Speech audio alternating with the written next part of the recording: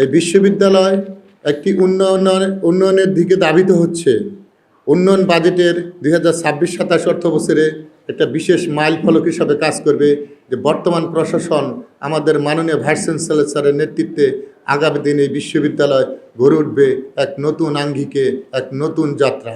সেই লক্ষ্যে 26-27 অর্থ বছরে বাংলাদেশ মেডিকেল বিশ্ববিদ্যালয় কর্তৃক একগুচ্ছ আকারে প্রস্তাবিত বার্ষিক উন্নয়ন কর্মসূচিতে অনুমোদনের অপেক্ষাধীন নতুন প্রকল্পের তালিকা যা সবুজ পাতায় অন্তর্ভুক্ত আছে।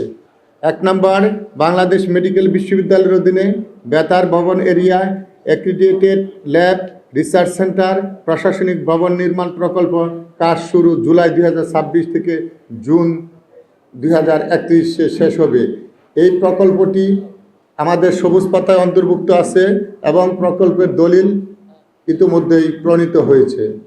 Number 2, establishment of bone marrow transplant centre BMO কাজ শুরু 2026 থেকে জুন 2028 শেষ হবে। এইটার প্রকল্প দলিল প্রণীত হয়েছে যা সবুজ পাতায় অন্তর্ভুক্ত আছে। নাম্বার 3, বাংলাদেশ মেডিকেল বিশ্ববিদ্যালয়ের সুপার স্পেশালাইজড হাসপাতালের হেপাটোবিলিয়ারি এবং লিভার ট্রান্সপ্লান্ট সেন্টার স্থাপন কাজ শুরু 2026, শেষ হবে ডিসেম্বর 2028। এরও দলিল প্রণীত হয়েছে এবং এটা সবুজ পাতায় অন্তর্ভুক্ত রয়েছে। বাংলাদেশ মেডিকেল বিশ্ববিদ্যালয়ের কেন্দ্রীয় স্টেম সেল ও গবেষণাগার কেন্দ্র স্থাপন, ডেন্টাল স্টেম সেল ল্যাবরেটরি ও ব্যাংক ও বায়োমেডিক্যালের কাজ 2026 থেকে 2026 শুরু হবে, শেষ হবে জুন 2029। এই প্রকল্পটি 3 কোটি 4 লক্ষ টাকা এবং প্রকল্পের দলিল প্রণীত হয়েছে। ইলেকট্রনিক্স ডাটা ট্র্যাকিং, জনসংখ্যা ভিত্তিক জরায়ুর স্তন এবং ক্যান্সার স্ক্রিনিং কর্মসূচি দ্বিতীয় পর্যায়ে এটিও আমাদের 188 কোটি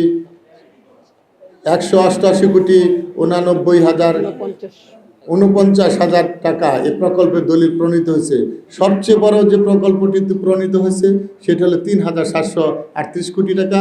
এটা বৈদেশিক ঋণ থাকবে এখানে 2,539 কোটি টাকা, আমাদের গভর্নমেন্ট থেকে থাকবে 899 কোটি টাকা, নিজস্ব আয় থেকে থাকবে 300 কোটি টাকা। আর 93 কোটি টাকা আমাদের এটা থাকবে টোটালি গভর্নমেন্ট থেকে। এস্টাবলিশমেন্ট বোন ম্যারো ট্রান্সপ্লান্টের ক্ষেত্রে 93 কোটি 46 লক্ষ টাকা।